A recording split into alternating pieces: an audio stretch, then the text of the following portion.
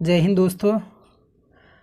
आज से हम एनसीईआरटी का जो महेश बनवाल का बुक है, कक्षा 1 से लेकर के 12th तक का, 6 से लेकर के जो 12 तक का है, उसका हम साइंस से शुरू कर रहे हैं।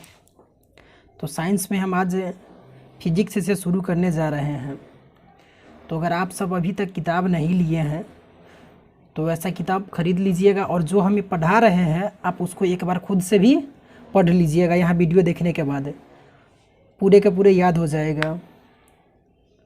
तो वीडियो का समय जो अवधि होगा कुछ मतलब कि थोड़ा लंबा हो सकता है, क्योंकि 2 से 3 दिनों में हमें फिजिक्स ख़त्म करना है। उसके बाद में केमिस्ट्री, और उसी के मतलब कि देखेंगे आगे बायोलॉजी 3 से 4 दिन लग जाएगा उसको ख़त्म करने में।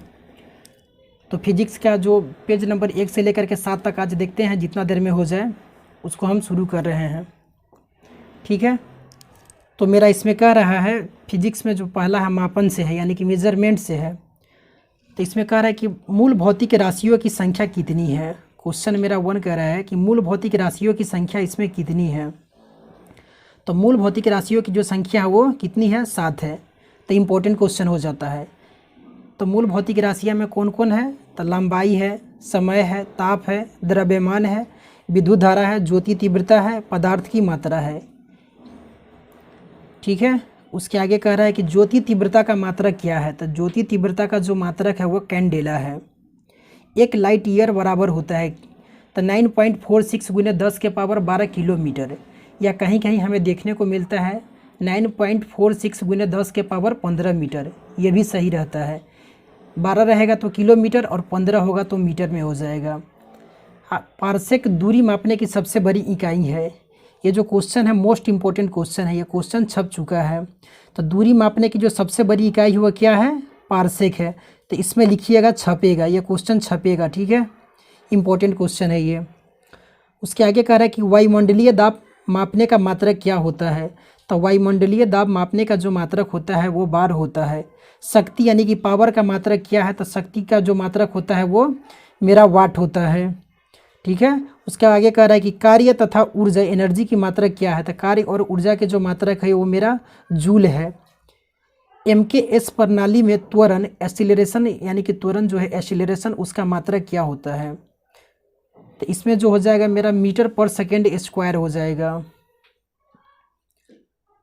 मूल भौतिक राशि जो दिया हुआ है, तो इसमें मेरा जो लंबाई है उसका मात्रक होता है, प्रतीक जो होता है मीटर होता है। मास का जो होता है केजी होता है। समय का जो होता है सेकेंड होता है। इलेक्ट्रिक करंट का एम्पियर होता है। और ताप का जो होता है वो केल्विन होता है। पदार्थ की मात्रा का मोल होता है, छोटा में इसमें MOA लिखाता है। और ज्योति तीव्रता जो होता है इसका कैंडेला होता है। तो ये जो 7 है ये क्या है, मूल भौतिक राशियाँ हैं। उसके आगे कह रहा है कि 1 किलोग्राम सेंटीमीटर स्क्वायर दाब किसके समतुल्य होता है। तो ये जो समतुल्य होता है 1 बार के समतुल्य होता है। ठीक है। 1 पिकोग्राम कितने ग्राम के बराबर होता है। तो 10 के पावर -12 ग्राम के होता है। पास्कल किस राशि का मात्रक है। पास्कल जो है ये मेरा दाब का मात्रक है। बल का मात्रक क्या है, तो बल का जो मात्रक है ये मेरा न्यूटन है। आवेग कह रहा है इम्पल्स का मात्रक क्या होता है, तो न्यूटन सेकेंड होता है। वायुमंडल में ओजोन परत की मोटाई मापने का जो मात्रक है वो डॉप्सन है। तो ये मोस्ट इम्पॉर्टेंट क्वेश्चन, इसको कर लीजिएगा क्योंकि ये क्वेश्चन छपता है। सबसे नीचे कह रहा है कि पृथ्वी के गुरुत्व एवं चंद्रमा के गुरुत्वाकर्षण के कारण ही चंद्रमा एक निश्चित कक्षा में पृथ्वी की परिक्रमा करता है। यानी कि यहाँ कह रहा है कि पृथ्वी के गुरुत्व एवं चंद्रमा के गुरुत्वाकर्षण के कारण ही चंद्रमा एक निश्चित कक्षा में पृथ्वी की परिक्रमा करता है। तो गुरुत्व क्या होता है, तो पृथ्वी जो आकर्षण बल लगा करके किसी वस्तु को अपनी ओर जो आकर्षित करती है, खींचती है, वो गुरुत्व हो जाता है। और 2 पिंडों के बीच जो आकर्षण बल जो लगता है वो गुरुत्वाकर्षण होता है। तो इसमें जो है पृथ्वी के गुरुत्व और चंद्रमा के गुरुत्वाकर्षण के कारण ही चंद्रमा क्या है कि एक निश्चित कक्षा में क्या करता है, पृथ्वी की परिक्रमा करता है। तो मोस्ट इम्पोर्टेंट यहाँ से। उसके आगे कह रहा है कि एंगस्ट्रम में क्या मापा जाता है। तो एंगस्ट्रम में जो मापा जाता है ये मेरा वेव लेंथ मापा जाता है। Most important question. एक अश्व शक्ति में कितने वाट होते हैं? तो एक अश्व शक्ति में 746 वाट होते हैं। ये भी क्वेश्चन छपता है। एक माइक्रोन किसके बराबर होता है? तो एक माइक्रोन जो होता है 10 के पावर -6 मीटर, या 10 के पावर -4 सेंटीमीटर, या 10 के पावर -3 मिलीमीटर। जो भी ऑप्शन में रहे सही हो जाएगा। चालक की वैद्युत प्रतिरोधकता का मात्रक जो होता है ओम मीटर होता है। रेडियन और स्टेरेडियन किस प्रकार के मात्रक है? तो ये जो है पूरक मात्रक है, सप्लीमेंट्री यूनिट इसको कहा जाता है। क्यूसेक में क्या मापा जाता है? तो क्यूसेक में जो मापा जाता है वो मेरा जल का जो पानी का जो बहाव होता है वो मापा जाता है क्यूसेक में, ठीक है। दूर की वस्तुओं को देखने के लिए बाइनोक्यूलर दूरबीन का प्रयोग किया जाता है। दूध उत्पादकों में वसा की मात्रा मापने के लिए किस यंत्र का प्रयोग किया जाता है? तो ब्यूटीरोमीटर का प्रयोग किया जाता है। इम्पोर्टेंट क्वेश्चन है ये। प्रकाश की तीव्रता मापने के लिए किस उपकरण का प्रयोग किया जाता है? तो ये जो है लक्स मीटर का प्रयोग किया जाता है। समतल कोण और घन कोण किस प्रकार की राशियां है? तो ये भी जो है ये मेरा पूरक राशियां है। हृदय की ध्वनि सुनने के लिए किस यंत्र का प्रयोग किया जाता है? तो स्टेथोस्कोप का प्रयोग किया जाता है। उसके आगे कह रहा है कि अदिश राशियां, सदिश राशियां और विभिन्न मात्रक। तो यहाँ से क्वेश्चन बनता है, अदिश राशि और सदिश राशि से क्वेश्चन एग्जाम में देखने को मिलता है। तो अदिश राशि जो है इसमें दूरी है, चाल है, द्रव्यमान है, आयतन है, समय है, कार्य है, घनत्व है और विद्युत धारा। और सदिश राशि में है बल, विस्थापन, वेग, संवेग, त्वरण, कोणीय वेग, विद्युत चुंबकीय तीव्रता और विद्युत तीव्रता। विभिन्न मात्रक में कह रहा है कि एक एंगस्ट्रम बराबर क्या होता है? तो 10 के पावर -10 मीटर। एक खगोलीय इकाई जो होता है 1.496 गुने 10 के पावर 11 मीटर होता है एक खगोलीय इकाई। एक डॉप्सन बराबर होता है 10 माइक्रोमीटर। एक बैरल बराबर होता है 159 लीटर। तो ये मोस्ट इम्पोर्टेंट क्वेश्चन है। एक बैरल 159 लीटर। एक माइक्रोन 10 के पावर -6 मीटर, ये ऊपर भी देखे थे। एक नैनोमीटर 10 के पावर -9 मीटर। एक टेरोमीटर 10 के पावर 12 मीटर। और एक फैदम बराबर होता है 6 फीट, या कहीं कहीं इसको मीटर में भी लिखा मिलता है 1.829 मीटर इसका हो जाता है। पेज नंबर 2 देखेंगे, यहाँ भौतिक राशियाँ दिया हुआ है और एसआई मात्रक है। यहाँ मूल भौतिक राशियाँ नहीं है, यहाँ केवल भौतिक राशियाँ है, ठीक है। मूल भौतिक राशियों की संख्या कितनी है? तो 7 है। यहाँ कह रहा है कि क्षेत्रफल कह रहा है लंबाई इंटू चौड़ाई, तो मीटर स्क्वायर। उसके बाद आयतन कह रहा है कि लंबाई इंटू चौड़ाई इंटू ऊंचाई हो जाता है, तो मीटर क्यूब इसका मात्रक हो जाता है। त्वरण का हो जाता है मीटर पर सेकेंड स्क्वायर। तो ये मोस्ट इंपॉर्टेंट है, त्वरण जो है ये मोस्ट इंपॉर्टेंट में लगा लीजिएगा। बल का हो जाता है F इंटू ए, मतलब कि द्रव्यमान और त्वरण हो जाता है। तो किलोग्राम इंटू मीटर पर सेकेंड स्क्वायर, या इसको न्यूटन भी कहा जाता है। तो बल का एसआई मात्रक जो होता है वो न्यूटन ही एग्जाम में देखने को मिलता है। गतिज ऊर्जा, काइनेटिक एनर्जी ½ mv² होता है, ठीक है। केजी इंटू मीटर पर सेकेंड स्क्वायर इसका हो जाएगा, या इसको जूल भी कहा जाता है। पोटेंशियल एनर्जी का है mgh होता है, इसे भी जूल कहा जाता है। किलोग्राम मीटर पर सेकेंड स्क्वायर यहाँ भी हो जाता है। कोणीय विस्थापन का जो दिया है ये रेडियन होता है। कोणीय विस्थापन का एसआई मात्रक जो होता है वो क्या होता है? तो रेडियन होता है। कार्य क्या होता है? क्या? न्यूटन मीटर, या इसको जूल भी कहा जाता है। शक्ति का जूल पर सेकेंड या वाट, तो शक्ति को देखने का मिलता है एग्जाम में जो ऑप्शन रहता है ये मेरा वाट रहता है। तो शक्ति का एसआई मात्रक वाट याद रखिएगा। बल आघूर्ण का न्यूटन मीटर होता है। गुरुत्वाकर्षण नियतांक का जो होता है न्यूटन मीटर स्क्वायर या बाई केजी स्क्वायर हो जाता है। गुरुत्वीय विभव का होता है जूल किलोग्राम। तो इसमें से जो इम्पोर्टेंट है जो एग्जाम में छपता है हम वो बता दे रहे हैं, ठीक है। इसमें चालकता और विद्युत धारकता, प्रतिरोधकता का जो होता है इसमें यहाँ देखिए एक इम्पोर्टेंट है चुंबकीय फ्लक्स, इसका जो होता है एसआई मात्रक जो होता है वेबर होता है। प्रतिरोधकता का जो होता है ओम मीटर होता है। और जड़त्व आघूर्ण का जो होता है ये होता है किलोग्राम इंटू मीटर स्क्वायर हो जाता है। ठीक है, तो इतना इसमें इम्पोर्टेंट है। पढ़ाने के बाद क्या कीजिएगा, एक बार आप लोग खुद से इसको पढ़ लीजिएगा, याद हो जाएगा। किस यंत्र के द्वारा मस्तिष्क विभव मापा जाता है? तो इसका ईईजी के द्वारा, यानी कि इलेक्ट्रोइंसेफेलियोग्राफ होता है इसका। तो मोस्ट इम्पॉर्टेंट क्वेश्चन ये भी है, छपने वाला ये क्वेश्चन में, इसको नोट कर लीजिएगा। संवेग किसकी माप है? तो गति की मात्रा की। मैनोमीटर का क्या उपयोग है? तो मैनोमीटर का जो उपयोग होता है वह गैसों का दाब मापने में किया जाता है। सोने की शुद्धता को मापने के लिए कैरेटोमीटर नामक यंत्र का प्रयोग किया जाता है। Most important question. कोणीय विस्थापन का जो मात्रक होता है क्या होता है? तो ये मेरा रेडियन होता है। पृथ्वी और सूर्य के मध्य दूरी किसके द्वारा व्यक्त की जाती है? तो पृथ्वी और सूर्य के जो बीच जो दूरी जो है ये एक खगोलीय इकाई के रूप में व्यक्त की जाती है। महत्वपूर्ण मापन उपकरण जो है, यहाँ से भी एग्जाम में क्वेश्चन एक दो देखने को मिल जाएगा। तो अल्टीमीटर का क्या उपयोग होता है? तो अल्टीमीटर का जो उपयोग होता है उड़ते विमान की ऊंचाई मापने हेतु अल्टीमीटर।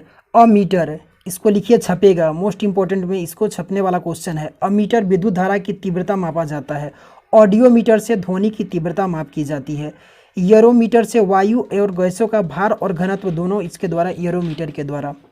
एनीमोमीटर के द्वारा वायु की गति और शक्ति मापने का ये यंत्र है। एक्सीलरोमीटर, एक्सीलरोमीटर क्या होता है कि गतिमान वाहनों की जो गति में वृद्धि के जो दर होता है, एक्सीलरोमीटर के द्वारा इसे मापा जाता है। बैरोमीटर, तो बैरोमीटर जो होता है वायुमंडलीय दाब, मोस्ट इंपॉर्टेंट क्वेश्चन में बैरोमीटर। बोलोमीटर ऊष्मीय विकिरण। कैलोरीमीटर ऊष्मा की मात्रा। वर्नियर कैलिपर्स बेलनाकार वस्तुओं का व्यास और गहराई मापने में इसका उपयोग किया जाता है। तो मोस्ट इंपॉर्टेंट में इसमें अभी तक क्या देखें हम, अमीटर हो गया मेरा, बैरोमीटर हो गया, कैलोरीमीटर हो गया और वर्नियर कैलिपर्स हो गया। उसके आगे कह रहा है कि क्रायोमीटर जो होता है, क्रायोमीटर जो निम्न ताप मापा जाता है, तो मोस्ट इंपॉर्टेंट ये भी है। डेंसिटी मीटर, पदार्थ का घनत्व मापने के लिए डेंसिटी मीटर का उपयोग किया जाता है। फैदोमीटर का जो होता है समुद्र या नदी की गहराई मापने में फैदोमीटर का उपयोग किया जाता है, ये भी इम्पोर्टेंट है। गैल्वेनोमीटर विद्युत धारा की प्रबलता, इसमें देखिए प्रबलता है, विद्युत धारा की प्रबलता जो मापा जाता है वह गैल्वेनोमीटर से। गायरोस्कोप, गायरोस्कोप जो होता है ये भी एग्जाम में देखने को मिल जाता है। तो गायरो मतलब घूर्णन करती हुई वस्तु का जो कोणीय संवेग मापा जाता है वो किसके द्वारा मापा जाता है? तो गायरोमीटर के द्वारा, गायरोस्कोप के द्वारा इसको मापा जाता है। ग्रेवोमीटर जो होता है गुरुत्वीय त्वरण हो जाता है। ठीक है, हाइड्रोमीटर होता है। तो हाइड्रोमीटर और हाइड्रोमीटर ये क्वेश्चन एग्जाम में हमेशा देखने को मिल जाता है। तो हाइड्रोमीटर जो होता है, ड्रो जो होता है, इसमें क्या होता है कि वस्तुओं का सापेक्षिक घनत्व। और हाइड्रोफोन इसमें कह रहा है कि जल के भीतर उत्पन्न ध्वनि की तरंगों का गणना करने के लिए किया जाता है। और हाइग्रोमीटर जो है, तो हाइग्रोमीटर से वायुमंडलीय आर्द्रता मापा जाता है। ये छपेगा क्वेश्चन को, इसको छपने वाला क्वेश्चन में है ये। लैक्टोमीटर से मापा जाता है, दुग्ध की शुद्धता मापी जाती है, जो पीछे भी हम देख चुके हैं। क्रोनोमीटर जो होता है पानी के जहाज में सही समय ज्ञात करने में किसका प्रयोग किया जाता है? तो क्रोनोमीटर का प्रयोग किया जाता है। पानी के जहाज में सही समय ज्ञात करने में इसका प्रयोग किया जाता है। किस्कोग्राफ जो होता है पौधे की वृद्धि को दर्शाने वाला जो यंत्र है ये क्या है? मेरा किस्कोग्राफ है। उसके बाद में कहता है कि डाइलेटोमीटर जो होता है इसे किसी वस्तु में उत्पन्न आयतन के परिवर्तन मापने का ये यंत्र है, डाइलेटोमीटर। डायनेमोमीटर जो कह रहा है इंजन द्वारा उत्पन्न की गई शक्ति मापने का यंत्र है। नेफोस्कोप, तो यहाँ इंपॉर्टेंट हो जाता है। नेफोस्कोप जो होता है वायुमंडल में उपस्थित जो बादलों की गति और गति की दिशा का मापन जो किया जाता है वो मेरा नेफोस्कोप के द्वारा किया जाता है। रेडियो माइक्रोमीटर, रेडियो माइक्रोमीटर जो होता है ऊष्मीय विकिरण को मापने का यंत्र। और टैकोमीटर जो होता है किसी वस्तु के चक्रण की गति, तो इसमें ये लगा लीजिएगा टैकोमीटर जो हो जाता है ये मेरा मोस्ट इम्पोर्टेंट हो जाता है। कह रहा है कि CGS पद्धति के अंतर्गत लंबाई को सेंटीमीटर और ग्राम, द्रव्यमान को जो मास होता है उसे जीव में, और समय को जो है ये सेकेंड में मापा जाता है। तो CGS यानी कि इसी का नाम हो गया। C से सेंटीमीटर, G से ग्राम और S से जो मेरा हो गया सेकेंड हो गया। तो CGS पद्धति में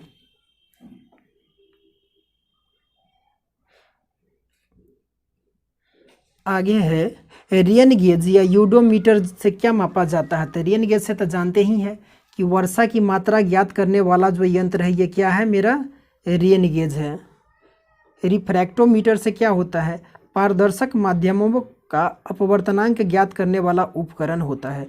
जो पारदर्शक माध्यमों से अपवर्तनांक ज्ञात करने वाला ये उपकरण है रिफ्रैक्टोमीटर। रिफ्लेक्ट जो नहीं हो जाता है, इसमें कह रहा है कि सेक्रोमीटर से जो होता है, सेक्रोमीटर से शर्करा की जो सांद्रता मापने वाला जो यंत्र है ये क्या है मेरा, ये जो होता है सेक्रोमीटर हो जाता है। स्क्रू गेज से मापा जाता है महीन तारों का जो होता है व्यास मापने वाला जो यंत्र होता है ये मेरा स्क्रू गेज हो जाता है।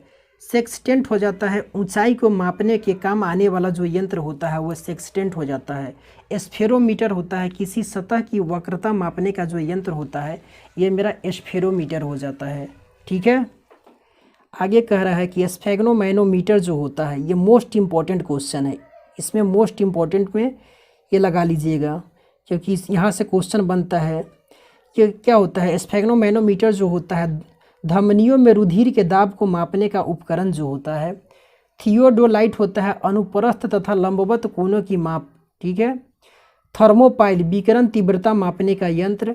वेंचुरीमीटर, यहाँ ये इम्पोर्टेंट है। वेंचुरीमीटर जो होता है द्रवों की प्रवाह की गति मापने का जो यंत्र होता है वो मेरा होता है वेंचुरीमीटर। लाउड स्पीकर, ये तो जानते ही हैं। लाउड स्पीकर से क्या होता है कि ध्वनि की तीव्रता बढ़ाने का जो यंत्र होता है ये मेरा लाउड स्पीकर होता है। मैक मीटर, ध्वनि के वेग के अनुपात में वायुयान की जो गति होता है उसको मैक में मापा जाता है। 1 मैक, 2 मैक, 3 मैक जो होता है ना, जो सुपरसोनिक जेट ये सब जो होता है उसके जो गति होता है, वायुयान की जो गति होता है वो मैक मीटर में ही इसको मापा जाता है। मैग्नेटोमीटर जो होता है इसका होता है चुंबकीय क्षेत्र मापने में काम आता है।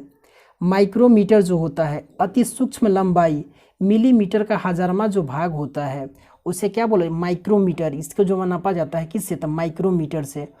ओडोमीटर, ये भी मेरा इम्पोर्टेंट है। तो वाहनों द्वारा तय की गई जो दूरी होता है ये किससे मापा जाता है, तो ओडोमीटर के द्वारा। और ओम मीटर जो होता है तो ओम मीटर के द्वारा विद्युत प्रतिरोध मापा जाता है। Most important question. वोल्टमीटर जो होता है विद्युत चुंबकीय तरंगों की आवृत्ति।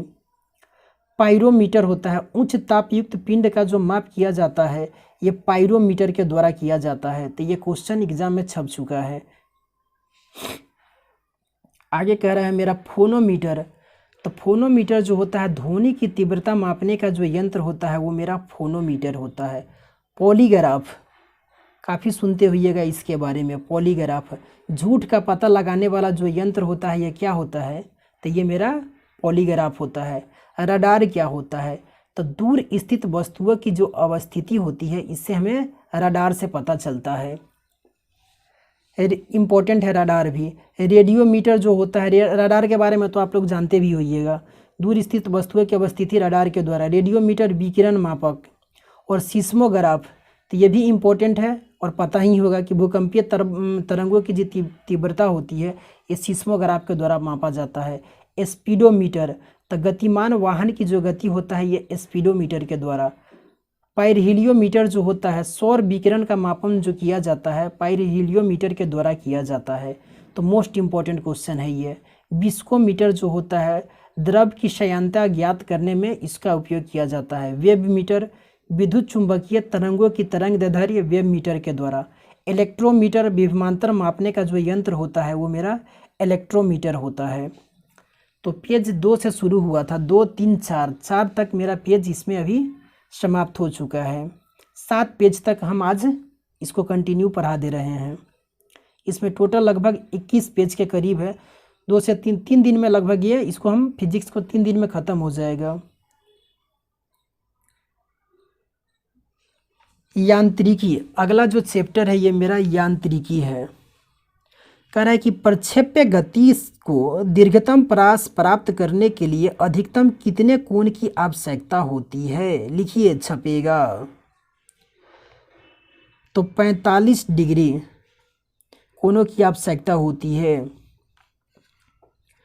जब क्वेश्चन आगे कह रहा है कि मनुष्य जब नदी के किनारे नाव से बाहर कूदता है तब नाव पीछे की ओर प्रतिक्रिया के कारण हटता है। किसके कारण हटता है? तो प्रतिक्रिया के कारण हटता है।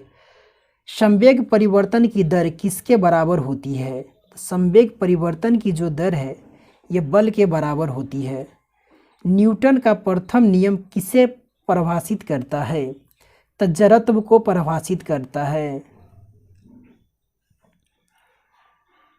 प्रक्षालन मशीन यानी कि वॉशिंग मशीन का कार्य किस सिद्धांत पर आधारित है? ये भी क्वेश्चन बहुत बार एग्जाम में पूछ चुका है। तो अपकेंद्रीय बल पर। सड़क पर चलने की अपेक्षा बर्फ पर चलना कठिन क्यों है? क्योंकि बर्फ में सड़क की अपेक्षा जो क्या है, फ्रिक्शन यानी कि जो घर्षण होता है ये कम होता है। न्यूटन के गति के नियम, तो न्यूटन के गति का जो तीनों नियम है ये देखते हैं। कह रहा है कि गति का प्रथम नियम, फर्स्ट लॉ ऑफ मोशन, कह रहा है कि यदि कोई पिंड विरामा अवस्था में है तो वह तब तक उसी अवस्था में रहेगा जब तक कि उस पर कोई बाह्य बल आरोपित न किया जाए। कह रहा है कि कोई वस्तु अगर विराम की अवस्था में है तो विराम की अवस्था ही में ही रहना चाहेगी जब तक कि उस पर कोई दूसरा यानी कि बाह्य बल आरोपित न किया जाए। तो इसका उदाहरण कौन सा है? तो चलती गाड़ी के रुकने पर उसमें बैठे यात्रियों का आगे झुकना, पैर से फल टूटकर नीचे गिरना, कपड़े को डंडे से पीटने पर धूल कणों का अलग होना।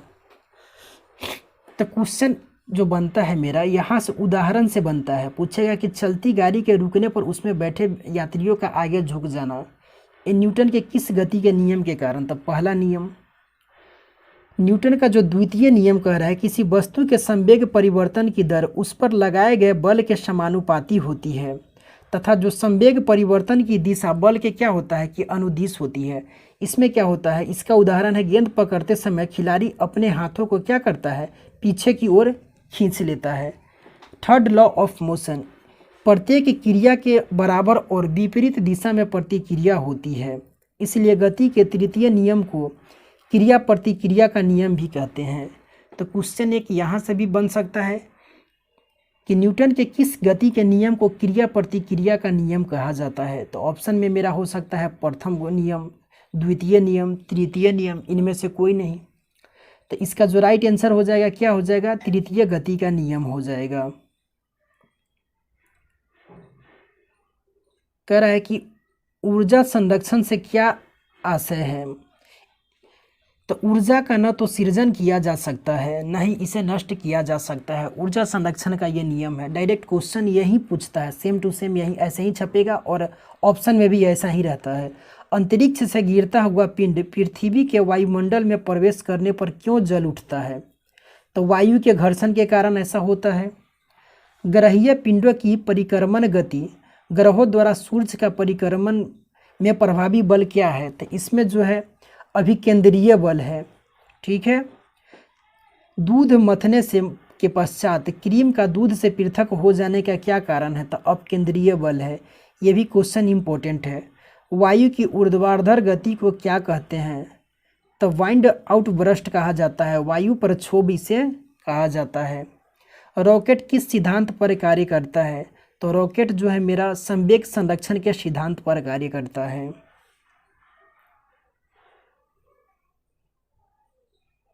पेचकस यानी कि स्क्रू ड्राइवर के द्वारा पेंच घुमाना, दरवाजे के हत्थे का कब्जे से दूर लगाना, ये सब किसका उदाहरण है? तो टॉर्क का उदाहरण है। यानी कि किसका है? तो बल आघूर्ण का ये उदाहरण है। तो टॉर्क कभी कभी पूछता है कि ये क्या होता है? तो ये जो होता है ये कि ये सदिश राशि है। ठीक है।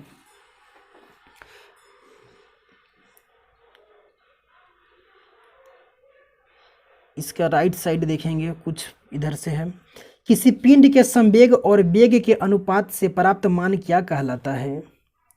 कह रहा है कि किसी पिंड के मोमेंटम और वेलोसिटी, तो यहाँ जो होता है इसमें क्या हो जाता है, तो इससे हमें क्या प्राप्त होता है, कि अनुपात से क्या प्राप्त होता है, तो इससे हमें प्राप्त होता है मास प्राप्त होता है। ठीक है,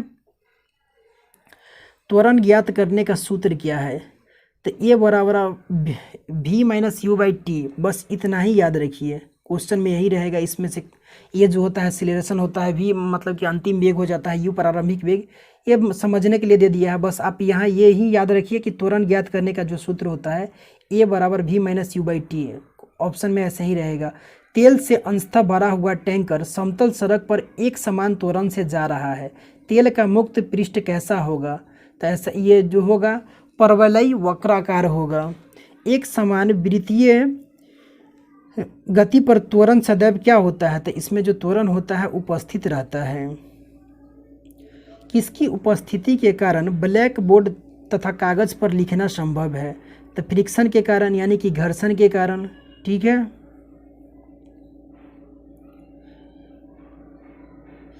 पेज मेरा 5 तक कंप्लीट हो गया है। पेज मेरा अब आगे जो चैप्टर कह रहा है ग्रेविटी यानी कि गुरुत्वाकर्षण से है, तो इम्पोर्टेंट है, यहाँ से भी क्वेश्चन एग्जाम में देखने को मिलता है। कहता है पृथ्वी पर पलायन वेग कितना है, तो 11.2 किलोमीटर पर सेकेंड। यदि चक्कर लगाते हुए अंतरिक्ष यान से एक सेब छोड़ा जाए तो उसकी गति क्या होगी, ऐसा भी क्वेश्चन पूछ दिया जाता है। तो अंतरिक्ष के साथ साथ उसी गति से गतिमान होगा। ठीक है, अंतरिक्ष यात्री यानी कि वैक्यूम निर्वात में सीधे खड़े क्यों नहीं रह सकते हैं, तो वहाँ क्या होता है, तो वहाँ जो होता है गुरुत्वाकर्षण की जो होता है अनुपस्थिति के कारण ऐसा होता है। कह रहा है कि पृथ्वी के चारों ओर परिक्रमा कर रहा है कृत्रिम उपग्रह गुरुत्वाकर्षण के विरुद्ध अपकेंद्रीय बल के प्रभाव के कारण नहीं गिरता है। एक भू उपग्रह किस बल के प्रभाव से अपने कक्षा में निरंतर गति करता है, तो अपकेंद्रीय बल। चंद्रमा के सतह पर पलायन वेग पृथ्वी की सतह की अपेक्षा कम होता है, क्योंकि यहाँ जो होता है चंद्रमा के जो रेडियस होता है पृथ्वी के रेडियस से क्या होता है, कम होता है। मोस्ट इम्पॉर्टेंट क्वेश्चन ये वाला क्वेश्चन में आप मोस्ट इम्पॉर्टेंट कर लीजिएगा। ठीक है, भारहीनता की स्थिति किस कारण होती है, तो भारहीनता की जो स्थिति होती है ये गुरुत्वाकर्षण की शून्य स्थिति होती है, मतलब उसमें गुरुत्वाकर्षण कुछ होता ही नहीं है। भारहीनता की शून्य स्थिति मतलब गुरुत्वाकर्षण की शून्य स्थिति उसमें होता है, तो भारहीनता हो जाता है। अपना वजन भार मतलब कि इसमें कुछ पता नहीं चल पाता है। कह रहा है कि एक लड़की झूले पर बैठी स्थिति में झूला झूल रही है, उस लड़की के खड़े हो जाने पर टाइम पीरियड पर क्या प्रभाव पड़ेगा, तो टाइम पीरियड जो होगा ये क्या हो जाएगा, कम हो जाएगा। लिखिए, ये क्वेश्चन छपेगा। कहता है कि लोलक की लंबाई बढ़ जाने के कारण लोलक घड़ी जो होता है गर्मियों में मतलब क्या होता है, धीमी हो जाती है, जबकि शीतकाल में तीव्र गति से चलने लगती है। तो क्वेश्चन यहाँ से पूछता है, हवा में लोहे और लकड़ी की समान भार की गेंद को एक समान ऊंचाई से गिराने पर क्या प्रतिक्रिया होगी। हवा में कह रहा है, इम्पोर्टेंट है, यहाँ निर्वात नहीं कह रहा है। ठीक है, यहाँ ईयर में कह रहा है कि लोहे और लकड़ी की समान भार की गेंद को एक समान ऊंचाई से गिराने पर क्या होगा, तो लकड़ी की गेंद बाद में गिरेगी, लोहे का गेंद क्या होगा, वो पहले गिर जाएगा। और कह रहा है यदि वायु प्रतिरोध को नगण्य कर दिया जाए तथा एक समान आकार के लकड़ी, लोहा और मोम के टुकड़ों को समान ऊंचाई से पृथ्वी पर गिराया जाए तो सभी क्या होगा, तो सभी एक साथ पृथ्वी पर पहुंचेंगे। कहता है पृथ्वी के किस स्थान पर मतलब कि पिंड का भार जो होता है सर्वाधिक होता है, तो ये क्वेश्चन लिखिए, छपेगा। तो ये कहाँ पर होता है, तो ध्रुवों पर जो होता है किसी पिंड का जो भार होता है यह सर्वाधिक हो जाता है। पृथ्वी के केंद्र से ध्रुवों की दूरी कम होने के कारण ध्रुवों पर स्थित पिंड पर पृथ्वी द्वारा अधिक गुरुत्वीय आकर्षण बल आरोपित होगा, इसलिए ध्रुवों पर इसका भार पृथ्वी पर स्थित किसी अन्य स्थान से क्या होगा, अधिक होगा। कहता कि गुरुत्वाकर्षण के सार्वभौमिक नियम के सिद्धांत का प्रतिपादन सर आइजक न्यूटन ने किया था। Most important question.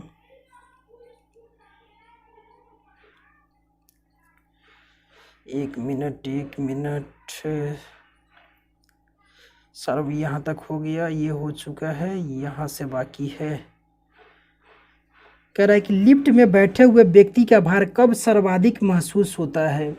तो किसी लिफ्ट में अगर जो व्यक्ति होगा इसका भार कब मतलब कि सर्वाधिक उसको महसूस होगा, जब लिफ्ट जो होगा त्वरित गति से ऊपर की ओर जा रहा है तो क्या होगा, इसका भार जो होगा वो बढ़ा हुआ इसे महसूस होगा। भूतुल्यकाली जो उपग्रह है जियोसिंक्रोनस सैटेलाइट के परिक्रमण की अवधि कितनी होती है, तो ये 24 घंटा ही होता है। इम्पोर्टेंट क्वेश्चन है ये।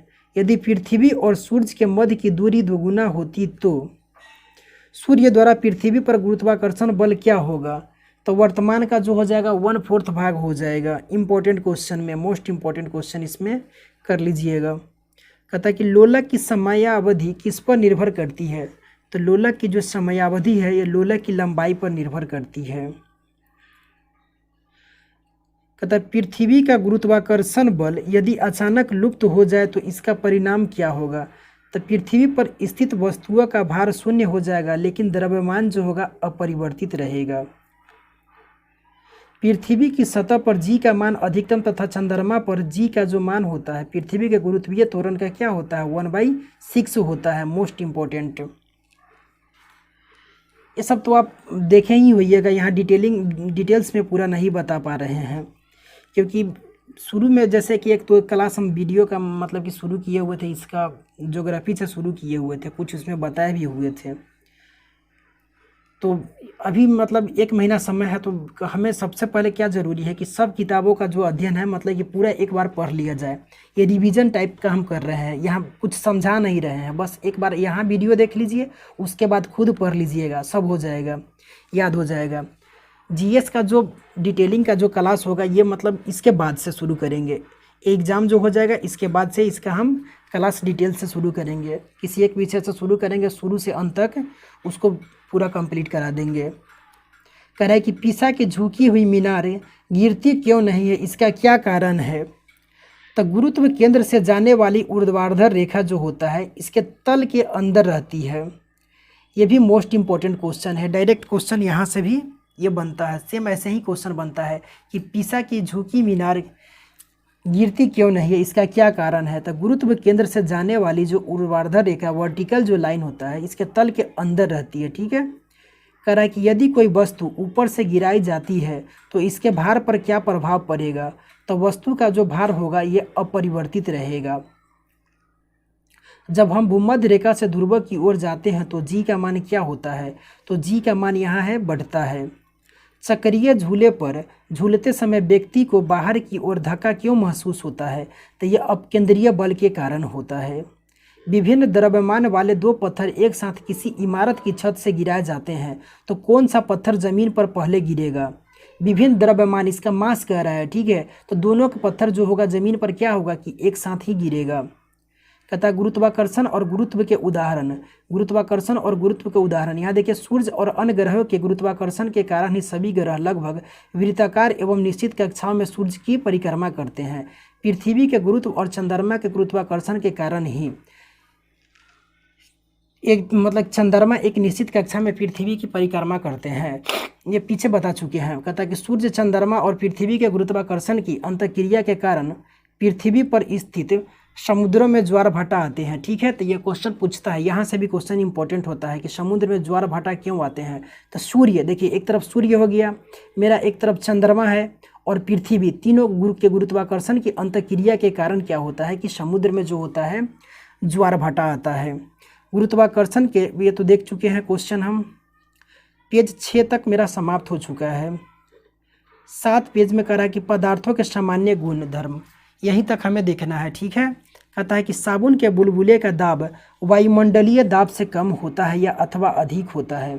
क्वेश्चन कह रहा है कि साबुन के बुलबुले का जो दाब होता है वायुमंडलीय दाब से कम होता है अथवा अधिक होता है, तो वो अधिक होता है। वायुमंडलीय दाब से अधिक होता है तब तो यहाँ बुलबुला बनता है, और जैसे ही मतलब कि वायु का दाब अधिक हो जाता है ये क्या होता है, ये विलुप्त हो जाता है।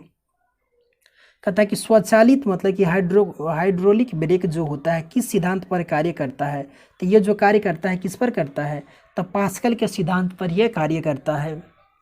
कहता है कि बर्फीले क्षेत्रों में शीतकाल में जब जल की ऊपरी सतह का पानी बर्फ में बदल जाता है, फिर भी इसके अंदर रहने वाले जलीय जंतु जीवित रहते हैं, क्योंकि पानी का जो घनत्व होता है 4 डिग्री सेल्सियस पर सबसे अधिक होता है। इसी कारण झील के भीतर पानी नहीं जमता है। तब पानी का जो अधिकतम घनत्व होता है कितना पर होता है, तो 4 डिग्री सेल्सियस पर होता है। क्वेश्चन यहाँ बनता है, मोस्ट इम्पॉर्टेंट ये क्वेश्चन है। कहता है कि नदी से समुद्र में प्रवेश करने पर किसी जहाज की प्रतिक्रिया क्या होती है, तो वो समुद्र में कुछ ऊपर उठता है।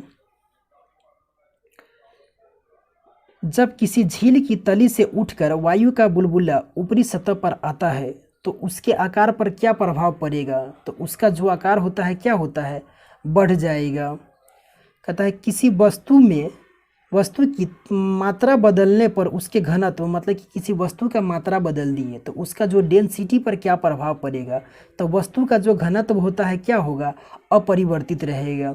ठीक है, इसका जो डेंसिटी होता है, मान लिया जाए कि इसमें कोई वस्तु रखें, कोई वस्तु अगर इतनी पूरा यहाँ तक अगर पूरा स्पेस इसका गैस मतलब कि ले रहा है, जगह कर रहा है, अगर ये वस्तु अगर इसका हम लंबाई अगर छोटा कर देंगे तो इसका जो चौड़ाई होगा वो तो पूरा उतना ही रहेगा ना।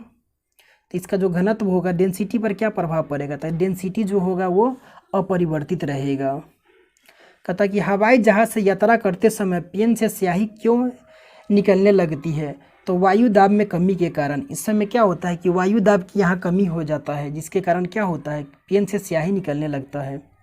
नदी की अपेक्षा समुद्र में तैरना आसान क्यों होता है, तो समुद्री जल का जो घनत्व होता है नदी के जल से क्या होता है, इसका अधिक होता है। समुद्री जल का जो डेंसिटी होता है ये जल से अधिक होता है। कहता है कि समुद्र में प्लवन करते हुए बर्फ का पिंड पानी की सतह से 1/9 भाग ऊपर उठा हुआ होता है, इसलिए जब बर्फ पिघलती है तो पानी के स्तर में कोई परिवर्तन नहीं होता है। ठीक है, आगे कह रहा है मेरा, ये मोस्ट इम्पॉर्टेंट क्वेश्चन लगा लीजिएगा। कह रहा है कि पृष्ठ तनाव यानी कि सरफेस टेंशन का क्या कारण है, तो अणुओं के मध्य लगने वाला जो कोहेसिव जो फोर्स होता है, संसंजक बल जो होता है। ठीक है, तो पृष्ठ तनाव का कारण, मोस्ट इम्पॉर्टेंट क्वेश्चन। बैरोमीटर के पैमाने में अचानक गिरावट आने पर कौन सी मौसमी दशा इंगित होती है, तो लिखिए ये क्वेश्चन छपेगा, तूफानी मौसम का। कह रहा है कि तेल जल के पृष्ठ पर क्यों फैल जाता है, क्योंकि तेल का पृष्ठ तनाव जल से कम होता है। वर्षा की बूंदें गोलाकार क्यों होती है, तो जल के पृष्ठ तनाव के कारण जो होता है वर्षा की बूंदें जो होती है वो गोलाकार होती है। तो लिखिए इस क्वेश्चन में छपेगा। कहता है कि कुएं से पानी से भरी बाल्टी को ऊपर खींचते हैं तो क्या हमें एहसास होता है, कैसा अनुभव होता है, तो बाल्टी पानी की सतह से ऊपर आकर के क्या होता है, हमें लगता है कि यह भारी हो गई है, ऐसा एहसास होता है कि ये क्या है, कि भारी हो गई है। कहता है कि जल की श्यानता वायु से अधिक होने के कारण जल की तुलना में वायु में गति करना क्या है, सरल है। श्यानता क्या होता है, समझिए कि एक मतलब कि चिपकने की जो शक्ति है वही श्यानता हो जाता है। तो जल की जो श्यानता होती है ये वायु से अधिक होने के कारण जो है जल की तुलना में वायु में गति करना क्या है, सरल होता है। कहता है वायुमंडल में बादलों के तैरने का क्या कारण है, तो वायुमंडल में जो बादलों के तैरने का क्या कारण है, तो वायु के घनत्व की तुलना में बादलों का जो घनत्व होता है क्या होता है, कम होता है। लोहे का घनत्व उसके द्वारा हटाए गए जल के अपेक्षित घनत्व से अधिक तथा पारे के घनत्व से क्या होता है, कम होता है। इस कारण लोहे की कील पानी में क्या होता है, तैरती रहती है। Most important question, VVI question. कह रहा है कि लोहे का जो घनत्व होता है उसके द्वारा हटाए गए जल के अपेक्षित घनत्व से अधिक है तथा पारे के घनत्व से, पारा का जो घनत्व होता है इससे कम होता है। इसी कारण जो होता है लोहे की कील पानी में तैरती रहती है, पारे में तैरती रहती है, पानी में नहीं, पारे में तैरती रहती है, सॉरी। कह रहा है कि पौधे की जड़ों में से पर्णपतियों की ओर जल बढ़ने का क्या कारण है, तो इसका जो है केशिकत्व के कारण होता है। ये बत्ती में जो तेल जो मतलब चढ़ता है ना, मिट्टी आगे यही है कि स्टोव में मिट्टी के तेल की बत्ती का ऊपर चढ़ने का कारण क्या है, तो इसका केशिकत्व के गुण के कारण ही ये होता है। कह रहा है कि अब तक ज्ञात पदार्थों में किस पदार्थ की प्रत्यास्थता इलास्टिसिटी सर्वाधिक होती है, तो क्वार्ट्ज की। कहता है कि अपमार्जक मिलाने पर जल का पृष्ठ तनाव पर क्या प्रभाव पड़ता है, तो जो जल का जो पृष्ठ तनाव होता है ये क्या होता है, घट जाता है। अपमार्जक यानी कि डिटर्जेंट। फाउंटेन पेन जो है किस सिद्धांत पर कार्य करता है, तो फाउंटेन पेन भी मेरा जो है केशिकत्व के सिद्धांत पर कार्य करता है। समुद्र तल पर एक वायुमंडलीय दाब का मान कितना होता है, समुद्र तल पर जो होता है एक वायुमंडलीय दाब का मान कितना होता है, तो 1.013 गुने 10 के पावर 5 पास्कल के बराबर होता है। मोस्ट इंपॉर्टेंट क्वेश्चन है ये भी। कहता है कि जल का अपेक्षिक घनत्व किस ताप पर सर्वाधिक होता है, तो पीछे भी हम इसे देख चुके हैं। तो किस ताप पर सर्वाधिक होता है, तो 4 डिग्री तापमान पर जो होता है, 4 डिग्री सेल्सियस तापमान पर इसका जो घनत्व होता है ये क्या होता है, सर्वाधिक होता है। मोस्ट इंपॉर्टेंट क्वेश्चन है। कह रहा है कि जल से भरी बाल्टी को हिला करके छोड़ देने पर कुछ समय पश्चात जल अपने आप क्यों स्थिर हो जाता है, तो पीछे भी हम इसका उदाहरण बता चुके हुए थे, श्यानता जो बताए हुए थे। क्या होता है, जल आपस में चिपक जाता है, इसके कारण क्या होता है कि कुछ देर समय के बाद जो होता है ये शांत हो जाता है। कहता है कि धातु की शुद्धता ज्ञात करने में किस पदार्थ का उपयोग किया जाता है, तो आर्किमिडीज का जो सिद्धांत होता है 9th या 8th क्लास में इसे पढ़े होंगे। कहता है कि जल से निकालने पर शेविंग ब्रश के बाल आपस में किस कारण से चिपक जाते हैं, तो इसका जो होता है सरफेस टेंशन के कारण ही आपस में जो होता है चिपक जाता है, यानी कि पृष्ठ तनाव के कारण ही होता है। तो मोस्ट इंपॉर्टेंट क्वेश्चन है ये भी। कहता है कि स्टील रबर की अपेक्षा जो होता है क्या होता है कि अधिक, मतलब कि क्या होता है, स्टील जो है रबर की अपेक्षा अधिक प्रत्यास्थ होती है, यानी कि क्यों, तब स्टील के लिए अधिक विरूपक बल की आवश्यकता होती है। विरूपक बल यानी कि बाहरी दबाव, इस पर अधिक, मतलब कि इस पर ज़रूरत, इसको आवश्यकता होती है। इम्पोर्टेंट क्वेश्चन है ये भी। स्टील जो है रबर की अपेक्षा अधिक प्रत्यास्थ होती है। वाहनों में स्नेहक तेल का प्रयोग किस में क्यों किया जाता है, तो कम घर्षण के लिए किया जाता है। कहता है कि आंधी आने पर टीन की छत और छप्पर उड़ जाते हैं, क्योंकि आंधी आने पर जो कहता है कि टीन और छप्पर उड़ जाते हैं क्योंकि उनके ऊपर का वायुदाब नीचे के वायुदाब से क्या होता है, कम होता है। ठीक है। कह रहा है कि किसी वस्तु की सतह के लंबवत लगने वाले बल को क्या कहते हैं, तो प्रणोद कहा जाता है। ये जो होता है प्रणोद कहा जाता है। ठीक है। कह रहा है कि जल की श्यानता यहाँ तक बता दिए हैं, तो वायु में तैरना क्या होता है, सरल होता है। तो 1 से लेकर के 7 पेज, मतलब कि यहाँ 2 से शुरू हुआ था, तो फिजिक्स का टोटल इसमें 21 पेज है। तो आज तो काफ़ी मतलब जल्दी बन गया है वीडियो। तो आगे से लेकर के 8 पेज से लेकर के 8 से 16 से 17 18 जहाँ तक हो जाए, 1 घंटा का वीडियो जितना देर देखेंगे जहाँ तक बन जाए, 2 से 3 दिनों में फिजिक्स ख़त्म हो जाएगा।